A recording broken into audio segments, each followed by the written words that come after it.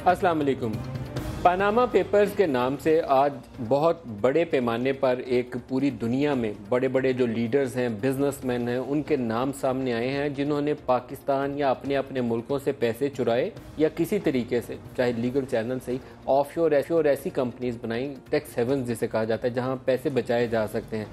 उसके ज़रिए पैसा यहाँ से गया। वो कंपनी जिसे फाइनेंशियल टर्म में कहते हैं कि वो एक फाइनेंसिंग व्हीकल आप जनरेट करते हैं और फिर अल्टीमेटली उसकी डेस्टिनेशन कहीं और होती है। वो पैसा 2-3 जगह घुमाते हैं आप, एंड में ये नहीं पता चलता कि पैसे का ओरिजिन क्या था, पैसा लीगल वे से कमाया गया था या इलीगल मनी थी। पैसा आपने आइवरी कोस्ट में जाके कंपनी रजिस्टर करा ली, लंदन में जाके प्रॉपर्टी खरीद ली, किसी को पता नहीं चलेगा। इस केस में भी ऐसा ही हुआ है। और वो लॉ फर्म के डॉक्यूमेंट एक इंटरनेशनल जर्नलिस्ट की ऑर्गेनाइजेशन है, पूरी तंजीम है जिन्होंने इन्वेस्टिगेट किया एक तवील अरसे तक, और उस इन्वेस्टिगेशन के नतीजे में उन्होंने पाकिस्तान से भी लगभग, ये उमर चीमा साहब हैं पाकिस्तान से जिन्होंने इस पर काम भी किया, 200 के करीब उन्होंने कहा कि सियासी शख्सियात हैं और कारोबारी शख्सियात हैं जो इस फहरिस्त में शामिल हैं। लेकिन उसी फहरिस्त का आगाज़ अगर जिस नाम से करें तो वो प्राइम मिनिस्टर की अपनी फैमिली है, जिसमें उनके तीनों बच्चे मरियम नवाज़, हुसैन नवाज़ और हसन नवाज़, तीनों का नाम आता है कि उन्होंने किस तरीके से एक कंपनी रजिस्टर करवाई और वहाँ से पैसा चैनलाइज करवाया, लंदन में प्रॉपर्टीज़ खरीदी। ये डॉक्यूमेंटेड है, इसके डॉक्यूमेंट्स मौजूद हैं, उनके दस्तखत मौजूद हैं। इसी तरीके से मोहतरमा बेनज़ीर भुट्टो मरहुमा साहबा के नाम भी इसमें शामिल है। पेट्रोलाइन उनकी कंपनी, इराक में ऑयल फॉर फूड के लिए उनकी कंपनी के हवाले से एक दफ़ा इन्वेस्टिगेशन भी हुई थी कि इसने किकबैक्स दिए हैं। उसमें रहमान मलिक और मोहतरमा के भतीजे का नाम भी आता है, सैफुल्लाह का नाम इसमें शामिल है। सदरुद्दीन हाशवानी का ग्रुप, पूरा हाशु ग्रुप जो है, उसके हवाले से कई कंपनीज हैं और मीडिया के हवाले से कई लोगों के नाम इसके अंदर शामिल हैं।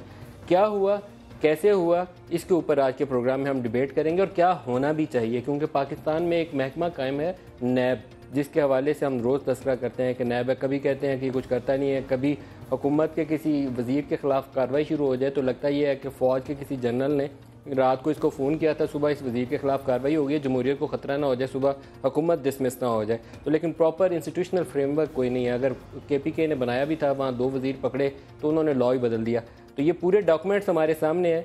इनकी रोशनी में पाकिस्तान में अब क्या होना चाहिए, इसके ऊपर आज के हमारे प्रोग्राम का फोकस रहेगा। इसके अलावा बेशुमार पाकिस्तान के बिजनेसमैन और पॉलिटिशियन और सेनेटर, उनके नाम इस फहरिस्त में शामिल हैं। ये वो लोग हैं जिन्होंने ऑफशोर कंपनी रजिस्टर करवाई, पैसा कहाँ से आया, कहाँ से कमाया, किन चैनल से वहाँ तक गया और किस मसरफ में रहा, कोई मालूम नहीं है। इंटरनेशनली बहुत बड़ी एक, जैसे विकी लीक्स हुई थी वैसी एक लीक की गई है। एक कंपनी थी पनामा बेस्ड जो ये काम करती थी, टैक्स हेवन है बेसिकली, मुख्तलिफ ममालिक से, व्लादिमीर पुतिन का नाम भी उसमें शामिल है। और वो काम ये करते थे कि पैसा इधर से आया, वहाँ एक कंपनी रजिस्टर की, बाद में जाके घुमा फिरा के एसेट्स अमेरिका, यूरोप या किसी और ऐसी डेस्टिनेशन में ख़रीद लिए, जिससे मनी वाइटनिंग का एक पूरा प्रोसेस जो है वो स्टार्ट हो जाता है। पाकिस्तान में इन सवालों का जवाब नहीं है कि ये कंपनीज जो मुंसलिक हैं बराह रास्त मरियम नवाज़ शरीफ से, हुसैन नवाज़ से या हसन से, ये जो पैसे इन कंपनीज के पास आए, उनका ओरिजिन क्या है, वो पैसे कहाँ से आए, उनका एंड इस्तेमाल जो है वो सामने नज़र आता है कुछ प्रॉपर्टीज़ की शक्ल में जो लंदन में ख़रीदी गई।